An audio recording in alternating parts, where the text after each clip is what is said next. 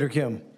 Thank you, Chairman. Madam Senator. Secretary, a press release came out from the Department of Homeland Security a couple days ago. It said that members of Congress in New Jersey that went to the Delaney Hall ICE detention facility could, quote, could have just scheduled a tour. I guess I'd just like to hear from you if you can confirm that you understand that members of Congress by law are allowed to show up unannounced to conduct oversight visits of ICE detention facilities. Yes, they can conduct oversight, but Senator, what I would ask is that they understand that that doesn't mean they could show up with a mob with the intention to break in and assault law enforcement officers. That's what happened at Delaney Hall last week. You're familiar is that those individuals and those members of Congress were surrounded by criminals, creating criminal and perpetuating criminal acts. You understand that but when they you were show up already and ask within for a tour, the we facility. facilitated every single tour that every member of Congress has wanted. We've always done that, and we have to, when we have a tour, also make sure that we've addressed security concerns and have enough staff and all of that, and we were accommodating that when those individuals showed up and they decided instead to break in. You know that they were already on the ICE premise, already facilitating into having the tour when there was the arrest of the mayor. They were not breaking into They had broken the through the outer fence, and they were interior on federal property when They the were crimes invited occurred. in by ICE as the ICE was preparing to give them a tour. That You're doesn't aware of give that? them an excuse to start punching law But you enforcement understand that they were not officers. storming Oh, the fence. Well, I at don't Delaney. understand. Are you making excuses for their behavior that day? I'm just trying to clarify what exactly happened. Oversight is an important part of what Congress does and what you provide to our department, and we welcome it. We give tours when members of Congress ask for it. We just ask that they not be politicized, that they actually are there to provide the oversight that is needed to ensure that we're doing if I due were to diligence show in our up job. And if I were to show up at ICE detention facility unannounced, I would be let in. Yes, I would ask Yes. that you would be allowing us to secure the officers that we need to give you an appropriate tour, that we'd be able to cover the other bases and posts that they would have to leave to come and facilitate that. We may have to call other people in to help cover some of that understand because some of the the extra time might be- responsibilities, but we I've can done this do that. before. I just wanted to make sure I Yep. heard that from you. I wanted to just go back to something that was raised earlier about habeas corpus. Can you confirm to us that you understand that any suspension of habeas corpus requires an act of Congress? President Lincoln executed habeas corpus in the past with retroactive action by Congress. I believe that any president that was able to do that in the past, it should be afforded to our current day president. This president has never said he's going to do this. He's never communicated to me or his administration that they're going to consider suspending habeas corpus, but I do think the Constitution allows them the right to consider it. When we saw what happened with, how many times has habeas corpus been suspended in our country? Once that I know of. 4 For times. certain. I'm not And certain if the- those were. The instance that you were referring to was one where the courts subsequently showed that Congress is the one that has the ability. Do you know what section of the Constitution the suspension clause of habeas corpus I is do in? not. Nope. Do you know which article it is in? No, I do not, sir. Okay, well, it is The in Article suspension. 1. Do you know Okay. which branch of government Article 1 outlines the tasks and the responsibilities for? Yes, Which one? Congress. Yes. Stephen Miller has said that he is actively considering, that there is active consideration of habeas corpus. Have you had a conversation with Stephen Miller about suspending habeas corpus? I have not.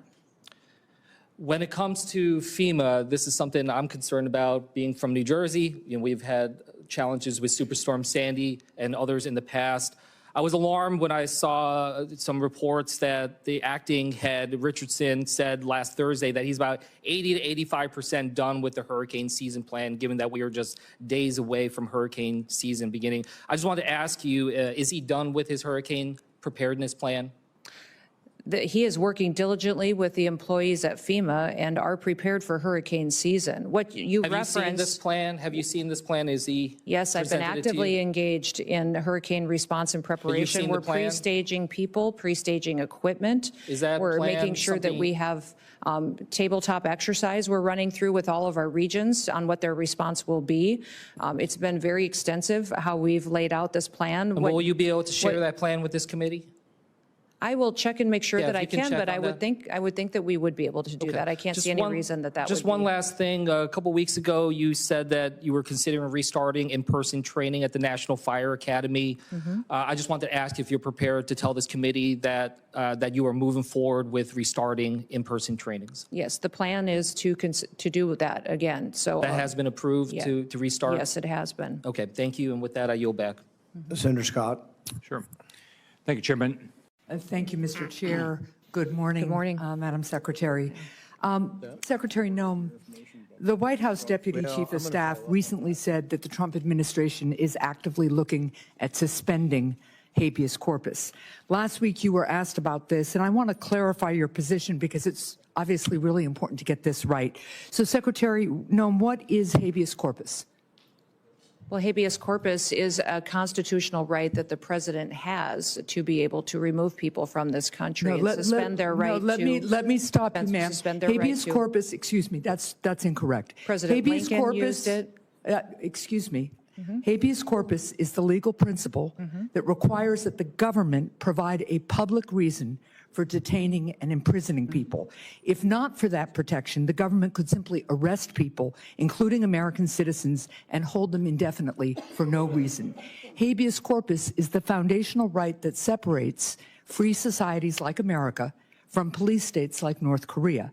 As a senator from the Live Free or Die state, this matters a lot to me and my constituents and to all Americans. So, Secretary Noem, do you support the core protection that habeas corpus provides, that the government must provide a public reason in order to detain and imprison someone? Yeah, I support habeas corpus. I also recognize that the President of the United States has the authority under the Constitution to decide if it should be suspended or not. It has never Let been, us be clear, though, it that has this never president. been done. It has never been done without approval of Congress. Even Abraham Lincoln got retroactive approval from Congress. So I have been asking executive branch nominees a simple question over the past few months.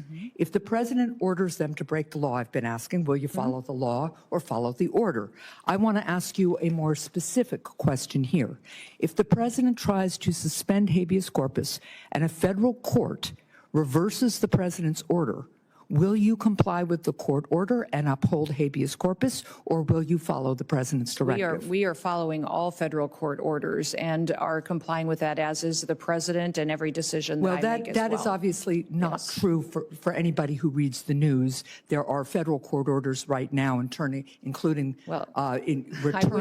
returning somebody who was wouldn't rely deported on the news for mistakenly. your facts. But to be clear, this is about a fundamental legal right that ensures that we live in a free society instead of a police state that would have a sham legal system like Russia or North Korea. So I'm glad that you have now committed to following court orders. I'm glad you believe in the basic freedom for Americans if ordered to do so by a court.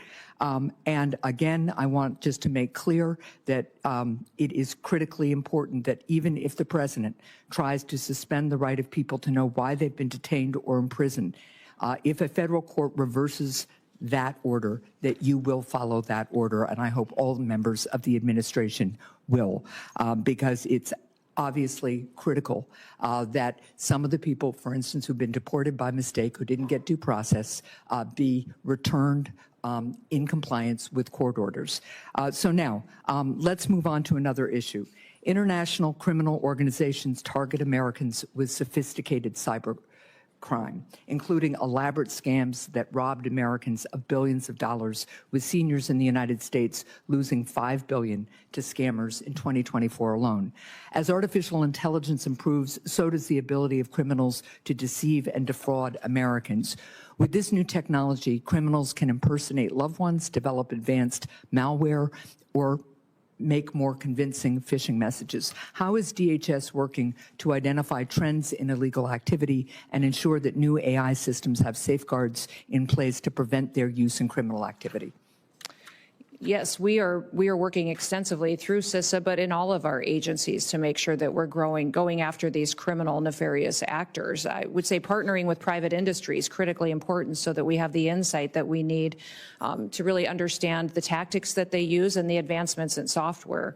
The AI ability that they have to adjust and to supersede some of our systems is incredible. And so investing in those systems is important, but also having the knowledge and bringing everybody to the table and breaking down the silos between our agencies and our intelligence agencies is important, so we all have the information that we need to get. Well, and that gets me to one final point and question here, because Senator Peters began to ask about it.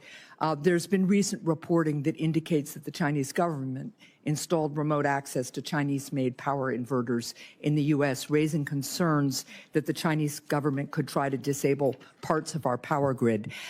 And you made a comment following up on Senator Peters' question about the importance of not only working with private industry on this issue, as you would also want to work on AI, but also on working with state and local governments on cybersecurity. And can you just talk to me a little bit about how DHS is partnering with state and local governments right now on cyber? Well, that's one of the core critical missions of CISA, is to help those state and local governments harden their systems. We're extremely vulnerable by our weakest link. And so when you have a small state that doesn't have the resources it needs to invest in these security operations, then they're vulnerable to attacks and hacking attempts, and they can access our systems. If they have a contract or a system that interfaces with the federal system, it makes us vulnerable as well. So we are responsible for 10 of the 16 critical infrastructures under the Department of Homeland Security, and making sure that China can't come in and shut down our electrical grid, our water systems, things that people rely on every day for their day-to-day lives is very important. So that's why we need these kind of partnerships, is to make sure that we're secure all the way down to our smallest actor that participates. Well, I appreciate that, and I appreciate working more with you on that. Thank you.